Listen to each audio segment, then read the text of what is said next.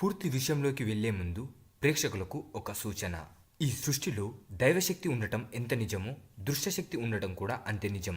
వీటి వల్ల ధన నష్టం, ఆరోగ్య నష్టం, భార్యాభర్తల మధ్య గొడవలు లేదా భార్యాభర్తల మధ్య అనుమానాలు లేదా భార్యాభర్తలు విడిపోవడాలు, కుటుంబ సభ్యుల మధ్య తగాదాలు రావడం, రోడ్డు ప్రమాదాలు జరగడం, ప్రేమించిన వారి మధ్య గొడవలు కావడం లేదా ప్రేమికులు విడిపోవడం, అలాగే ఎన్ని సంబంధాలు వచ్చినా పెళ్లి కుదరకపోవడం, ఉద్యోగ వ్యాపారాలలో ఎదుగుదల లేకపోవడం, అలాగే చేసిన వృత్తిలో నష్టాలు రావడం, కోర్టు సమస్యలు, రాజకీయ సమస్యలు, సంతానం కలగకపోవడం, కలిగిన సంతానం నిలవకపోవడం, అలాగే విద్యార్థులు చదువులో వెనుకపడడం, కుటుంబంలో గృహశాంతి, లక్ష్మీశాంతి, ఆరోగ్యశాంతి లేకపోవడం ఇలాంటివి జరుగుతూ ఉంటాయి.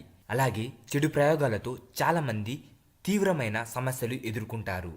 ఇలాంటి సమస్యలు ఎదుర్కొనేవారు స్క్రీన్ మీద కనిపిస్తున్న నెంబర్కి కాల్ చేసి గురుగారిని సంప్రదించండి. గురుగారు మీ ప్రతి సమస్యకు సమాధానం ఇస్తారు. ప్రేక్షకులకు నమస్కారం. ఈరోజు మనం పతి వశీకరణ మంత్రం గురించి తెలుసుకుందాం. ఈ వశీకరణ మంత్రం ద్వారా మీ భర్తని మీరు పూర్తిగా వశీకరణ చేసుకోవచ్చు. మీ భర్త మీరు చెప్పినట్లే వింటాడు, కూర్చోమంటే కూర్చుంటాడు, నిల్చోమంటే నిల్చుంటాడు. ఇది చాలా శక్తివంతమైన వశీకరణ మంత్రము. ఇప్పుడు ఆ మంత్రం ఏంటో తెలుసుకుందాం.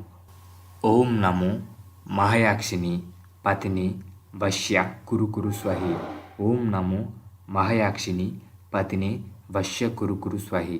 దీన్ని ప్రతి శనివారం పొద్దున సూర్యుడు రాకముందు ఈ మంత్రాన్ని 20 సార్లు మీరు జపించాలి. ఇలా 5 శనివారాలు ఈ మంత్రం జపించడం ద్వారా మీ పతిని అంటే మీ భర్తని పూర్తిగా వశీకరణ చేసుకోవచ్చు.